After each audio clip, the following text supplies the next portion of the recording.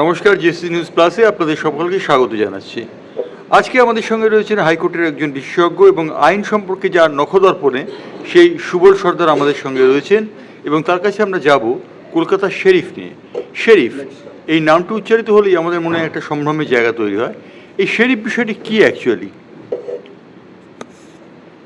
দেখুন, হাইকোর্টের ইতিহাসে শেরিফ একটা উল্লেখযোগ্য পোস্ট, এবং শেরিফ বলতে মনে হবে গা ছমছম করছে এরকম একটা ব্যাপার। এখন আপনারা সবাই শুনেছেন পদ্মা নদীর মাঝি মানিক বন্দ্যোপাধ্যায়ের লেখা, যেখানে কুবের বলছেন ঈশ্বর থাকেন ওই ভদ্রপল্লীতে, তাহাকে এখানে খুঁজিয়া পাওয়া যাইবে না।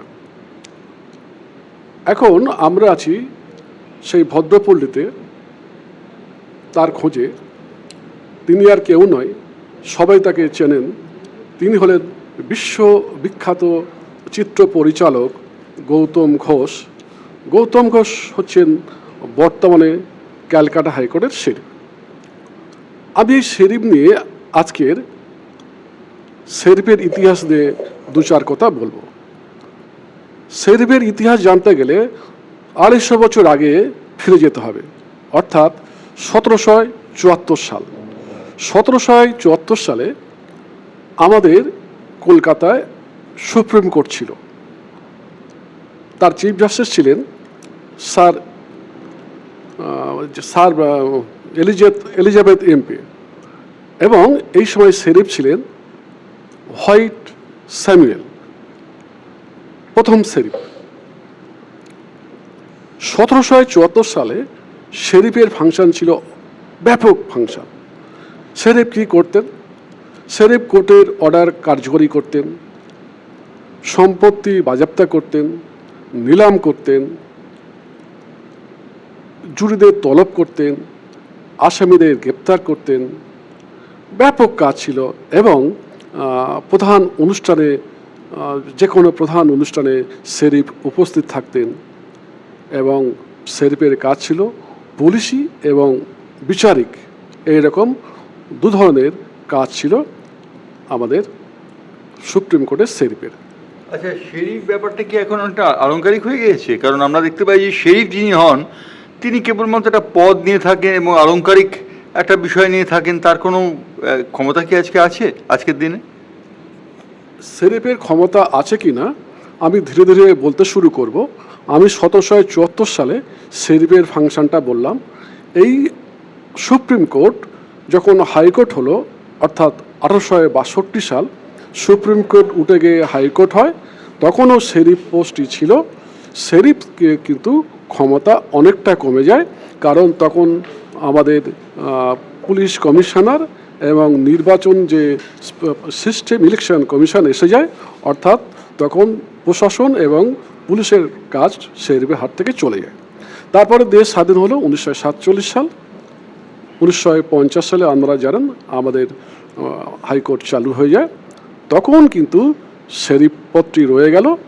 সেই শেরিফের ফাংশন, যেটা আপনি প্রশ্ন করছিলেন, শেরিফের ফাংশনটা কি? শেরিফের বর্তমান ফাংশন হলো কোর্টের অর্ডার কার্যকরী করা। 2 হলো বিদেশি কোর্ট যে সমনগুলো আসে আমাদের শেরিফের মাধ্যমে আসে। আর শেরিফ কী করেন? হাইকোর্টে যে বিশেষ অনুষ্ঠান, প্রজাতন্ত্র দিবস, স্বাধীনতা দিবস, রাজ্যপাল এবং চিফ জাস্টিস পাশেই শেরিফ থাকেন। শেরিফ কিন্তু পদমর্যাদায় ক্যালকাটা যে মেয়র তার পদমর্যাদার সমান। সম্মান আছে কিন্তু ক্ষমতা নেই। গ্ল্যামার আছে, ট্র্যাডিশন আছে, ঐতিহ্য আছে, কিন্তু কোনো ক্ষমতা নেই, কেবল আলংকারিক পদে পরিণত হয়েছে। এখন শেরিফ ক্যালকাটার 3টে শহরে, ভারতবর্ষের 3টে শহরে কিন্তু শেরিফ আছে।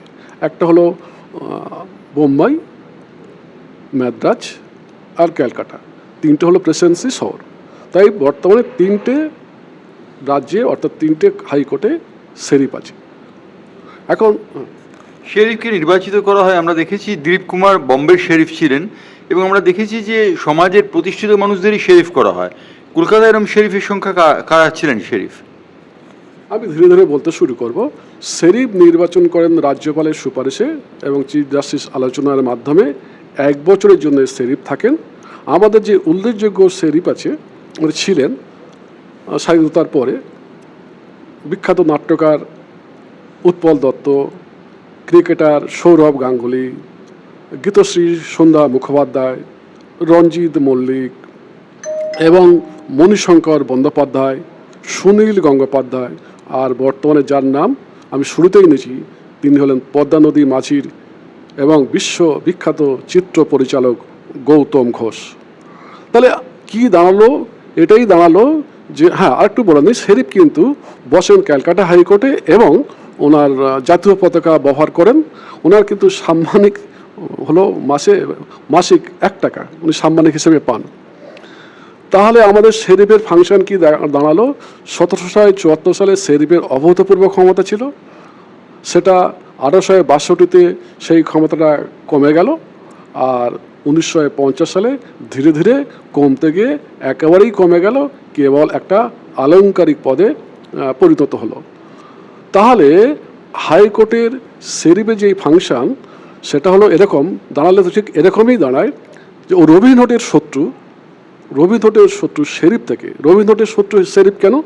ইংল্যান্ডে একজন শেরিফ ছিলেন, তিনি হচ্ছেন দারুণ নিষ্ঠুর, তাকে জনগণের বিরুদ্ধে সবসময় রায় দিতেন, যার ফলে রবিনহুড জনগণের পক্ষে দাঁড়িয়ে গেলেন এবং জনগণের পক্ষে কাজ করতেন।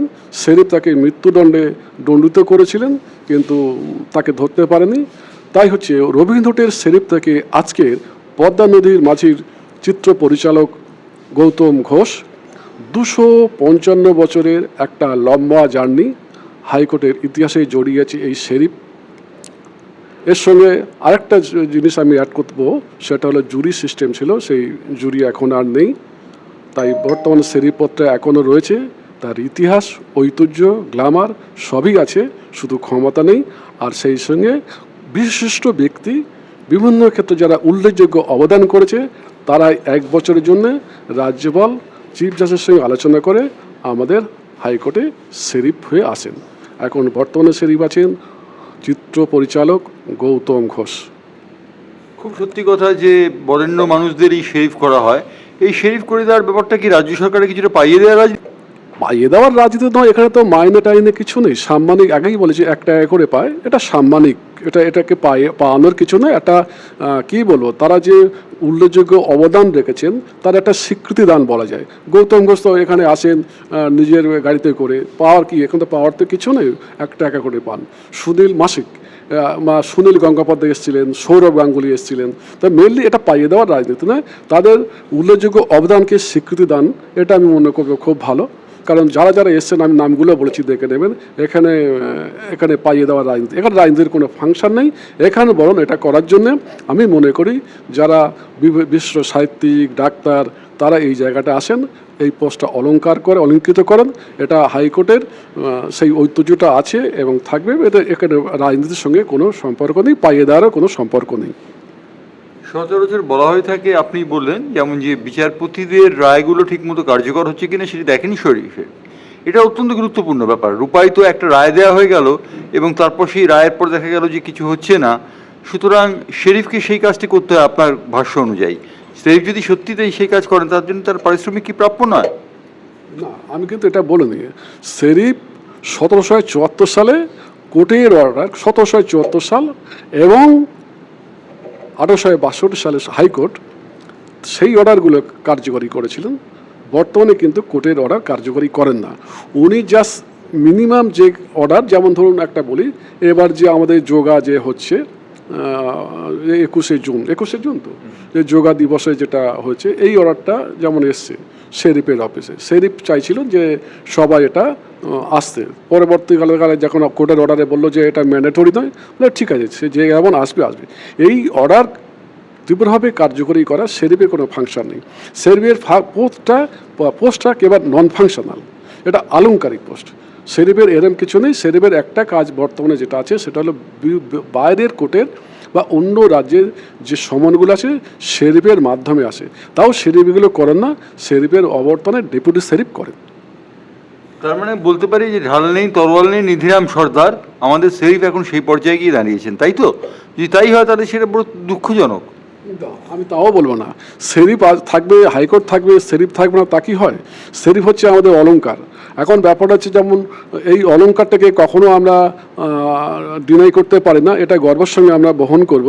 শরীফ আছে মানে আমাদের ধরে নিতে হবে আমাদের হাইকোর্টটা 1774 সাল থেকে আজও গঙ্গার মতো প্রবাহিত হয়ে যাচ্ছে, যার পরে ভারতবর্ষের 3টে কোর্টে শরীফ আছে।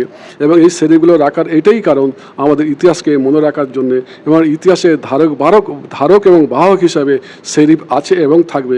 এটা হাইকোর্টকে গর্বিত করছে না, এটা বাংলাকে গর্বিত করছে, আমাদের ঐতিহ্যকে বহন করছে। তাই শরীফ পোস্টটা আমাদের কাছে খুব গর্বের এবং আনন্দের, এবং এই জন্যে সরকার এই শরীফ পোস্টটাকে স্বীকৃতি দান করেন এবং প্রতি বছর বিশিষ্ট বরেণ্য ব্যক্তিদের এখানে আনা হয়। এই যে শরীফ আসছেন, এই শরীফরা তাদের কোনো কাজ নেই, তারা আসেন যান মাইনে পান, 1 টাকা পান আর 2 টাকাই পান, তারা একটা মাইনে পান। অর্থাৎ বলতে পারি যে শরীফের কোনো কাজ নেই, শরীফের কোনো ফাংশন নেই, তাহলে এই শরীফ পত্র রাখার দরকারটা কি? দেখুন, এখানে তো মাইনে পান না, এটা সাম্মানিক 1 টাকা, কিন্তু এই পথটা রাখার তো আমি আগেই বলেছি শরীফের যে ঐতিহ্যটা বহন করছে, সেই ঐতিহ্যটা আমাকে কখনো আমরা ডিনাই করতে পারি না।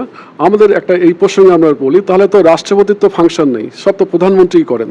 রাজ্যপালের তো কোনো ফাংশন নেই, সব তো মুখ্যমন্ত্রী করেন। আমাদের যেমন এই প্রসঙ্গে বলতে গিয়ে একটু বলে নিই, ইংল্যান্ডের প্রসঙ্গে বলি।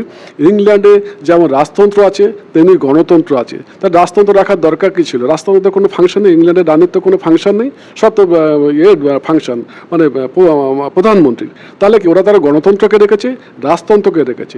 গণতন্ত্রকে রেখেছে আর রাজতন্ত্রকে কেন রেখেছে? তাদের ঐতিহ্যকে বহন করার জন্য, শ্রদ্ধার সঙ্গে সম্মানের সঙ্গে তাদেরকে নামে এটাকে রাখার জন্য রেখেছে, যাতে এমন একটা দেশ থাকুক যারা আমরা গর্ব করতে পারি। ঠিক তেমনিভাবে আমরা যেটা নিয়ে গর্ব করতে পারি, সেই ঐতিহ্যকে ধরে রাখতে পারি, ট্র্যাডিশনকে ধরে রাখতে পারি, ইতিহাসকে মনে রাখতে পারি, সেই জন্য শরীফ রাখার দরকার আছে বলে আমি মনে করি। অর্থাৎ ট্র্যাডিশন, ইতিহাস, এইসব কথাগুলো শুনতে ভালো, কিন্তু আসল ঘটনাটি হচ্ছে যে শরীফের কোনো কাজ নেই। শরীফ শুধুমাত্র কলকাতা শহরের একজন শরীফ হিসেবে নিযুক্ত হন এবং বরেণ্য ব্যক্তিরা সেই পদ অলঙ্কৃত করেন, এবং এটার মধ্যে দিয়ে খুব মহৎ কিছু কাজ হয় বলে মনে হচ্ছে না। তবে সুবলবাবু যে কথা বলছেন, একটা ঐতিহ্য, একটা পরম্পরাকে রক্ষা করা, সেই পরম্পরা ব্রিটিশ লেগাসি অনুযায়ী আমাদের সেই পরম্পরাকে রক্ষা করা চলছে। সেটা আমাদের ব্রিটেনের অনেক কিছু আমরা ছেড়ে দিয়েছি, কিন্তু এটা ছাড়তে পারিনি, তাই শরীফ আমাদের আজও রয়েছেন। ধন্যবাদ, নমস্কার।